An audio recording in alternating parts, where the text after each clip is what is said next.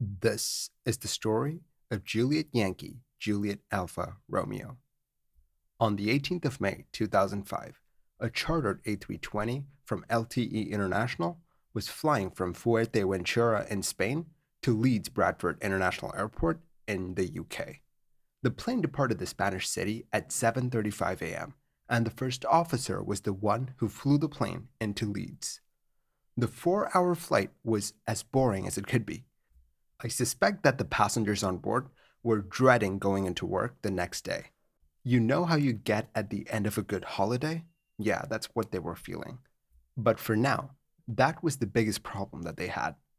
The A320 was vectored to land on runway 14. They'd be using the ILS system. Before they lined up, the pilots went through the approach. They talked about speeds and things like that. They decided to keep the autobrake on low as the runway at Leeds was almost 7,400 feet long and the weather was good. Today wasn't the day for aggressive braking. As the plane was on final, the captain took over from the first officer as neither pilot had flown into this airport before. So it made sense to have the more experienced pilot in control, just in case something went wrong. As they landed, their speed was right where it should have been. They touched down smoothly, but they landed 700 meters or 2,200 feet away from the end of the touchdown zone. But with plenty of runway left, this shouldn't be an issue. The pilots verified that reverse thrust was indeed engaged and that the spoilers were out. The captain even added a bit of manual braking after touchdown. But as the A320 hurtled down runway 14 at Leeds, the captain felt that something was wrong. His plane wasn't slowing down as he expected it to, so he applied max braking and selected max reverse thrust. But the plane just didn't slow down. The first officer was also braking as hard as he could, trying to get the plane to slow down. The runway at Leeds isn't flat. There's a hump in the middle, and so the pilots hadn't seen the end of the runway till now. But as they went over that hump, they saw that the end of the runway was fast approaching. The captain knew that the odds of them stopping before the end of the runway was slim, so he thought of using the alternate braking system. But using that would mean that he would lose his nose wheel steering, and he definitely needed that as there were houses just 2,000 feet from the end of the runway. Adding to his problems, there was a shallow decline after the runway, so if the plane overran, it would slide down a hill. Faced with the very real prospect of overrunning the runway, the captain knew that his best option was to take the plane off the runway into the grassy sides. As he decided to do that, the plane ran through the end of runway 14. They were now in the runway overrun area. The captain put the plane into a right turn and it skidded to a stop. It basically did one of those handbrake turns. The plane came to a stop with the nose wheel in the grass. The plane was safe. They had just narrowly averted disaster, as there was only 35 meters or 100 feet of paved surface remaining. To put that in context, there was just the length of one A320 standing between them and the start of the downward decline. All 178 people were fine. Not one person was injured. This could have been much worse. With the plane having come so close to the end of the runway, they looked at the landing itself. Their decision to go with low autobrake was questioned, as the runway at Leeds wasn't that long. But the more important thing is that the pilots did not know that they weren't slowing down as intended, because they couldn't see the end of the runway at Leeds due to its topography.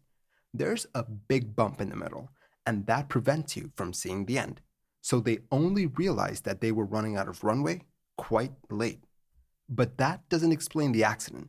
They still had enough runway to stop safely, even with the autobrake on low. The answer as to why the plane couldn't stop is quite simple. Their brakes failed. The data showed that the brakes stopped working after a bit, 10 seconds to be exact. Then the brakes just stopped working for some reason. There was intermittent braking, but that was not enough to slow the plane down. The worst thing was that the pilots were completely in the dark about the loss of their brakes.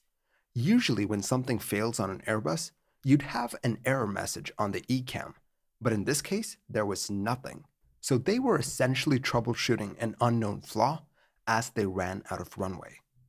To understand why the brakes failed, we need to look at the A320's braking system. The braking system on the A320 is headed by the BSCU, or the Braking and Steering Control Unit. Yeah, another acronym, I know. Each tire is equipped with a tachometer, a device that measures how fast the tire is rotating. To understand the working of the BSCU, or the braking computer, let's assume that an A320 is landing on an icy runway and the captain absolutely slams on the brakes, causing the wheels to lock up. In this case, the BSCU would pull data from the tachometers and then it calculates a minimum allowable wheel speed. So the computer is like, okay, we're on the ground and I've calculated that the wheel should at least be spinning this fast. You see, if a plane is traveling very fast and if the wheels aren't spinning fast enough, then you're in a skid. So the aim of the BSCU is to prevent the wheels from locking up while braking. If the wheels aren't spinning fast enough, then the BSCU generates a current that is subtracted from the braking current. In simple terms, the BSCU eases up on the brakes, allowing the wheels to spin up, avoiding a skid. In the case of the accident plane, the logs do not show any fault with the brakes themselves. But looking at the drive shaft of the tachometer and the wheel assembly, they found that the drive shaft and the tachometer was bent. It's basically this long, thin titanium rod, and it was bent. But it's the way in which it was bent that was interesting. You see, drive shafts number 2 and 4 showed signs of damage, and when they were rotating at 70 knots, they entered into a kind of resonance with the tire that created noise, not audible noise, but electrical noise. The data from the tachometers with the bent drive shafts were corrupted, as in the values were too high. This is problematic because the BSCU uses this data to make decisions. Now, if one tachometer was problematic, it would be fine. The filters would just clean the signals. But if one tachometer on either side was faulty, then the erroneous signal would go through. That was the case here. One tachometer on each landing gear was broken. Now, we're going to go into the weeds a bit to see why a broken tachometer can cause the plane to lose all braking. Now, if you have faulty readings from both sides, the computer is going to think that the wheels are rotating quite fast. Now, this value is used to calculate the VCons, or the minimum allowable wheel speed that we talked about before, remember? If the minimum allowable wheel speed is calculated off of corrupted inflated data, then the minimum allowable wheel speed will be too high. So class, if the minimum allowable wheel speed is too high because it's calculated off of corrupted data, the computer will be like, wait, I've computed a minimum allowable wheel speed, and the wheels aren't spinning as fast as I expected them to be. So I'm going to ease up on the brakes so that the plane doesn't skid. And voila, you've lost your brakes. Essentially, the computer thinks that the plane is about to go into a skid because it's being fed corrupted data from the broken tachometers. In this scenario, the pilot doesn't get a warning as the system hasn't detected a problem with itself. If the noisy signal had been asymmetric, the circuitry would have weeded out the incorrect signals and would have allowed the pilots to use the brakes. But how did the number 2 and number 4 drive shafts get damaged? They weren't able to tell. They're quite delicate and it wouldn't take much force or pressure to bend the rods. It could get damaged when they took the wheel off or put it back on. That's definitely a possibility. But their best guess was that something struck it when they were exposed during a wheel change in the past. But ultimately, this shows the need for better software. This had happened 19 times before, and after this, they had had enough. The software was capable of weeding out data from one bad tachometer or 2 bad tachometers on the same landing gear assembly, but the software was not robust enough to detect issues with one bad tachometer on either main landing gear. In a bit of good news, this particular type of tachometer that was on the accident plane was being phased out at the time, and a new one was being introduced, one that was not susceptible to this resonance. So the European Union mandated that new drive shafts be retrofitted on older planes as well.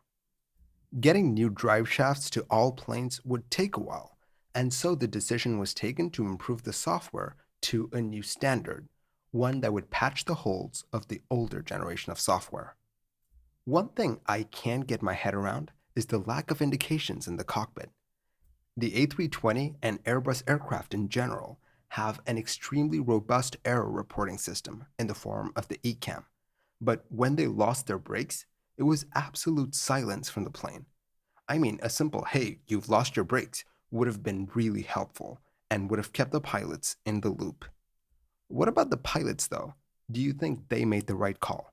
I mean, the captain could have reverted to alternate braking, but that would have meant that he'd lose alternate steering. Also, he had no way of knowing that the brakes would even work, so trying the alternate brakes would just waste valuable time. What do you think? Do you think he made the right call? Let me know in the comments below.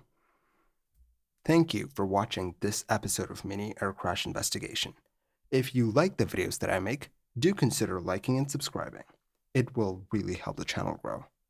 I will catch you guys next time. Stay safe.